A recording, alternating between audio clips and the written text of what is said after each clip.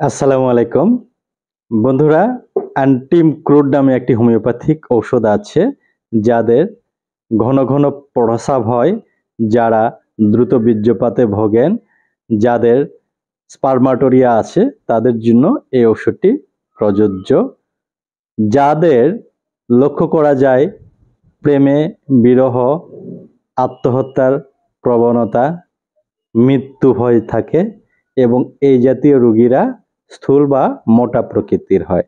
যদি এই ধরনের লক্ষণগুলো থাকে আপনারা ঘরোয়াভাবে এটি অ্যাপ্লাই করে রেজাল্ট পেতে পারেন। ঘরোয়াভাবে খাবার নিয়ম হচ্ছে গ্লোবিউল বা পিলে করে 4টি করে পিল ঔষধ মিক্সড করে নিয়ে 4টি করে পিল 3 বেলা খাবারের আগে চুষে খেতে হবে। তাহলে আপনার ঘন ঘন প্রস্রাবের সমস্যা,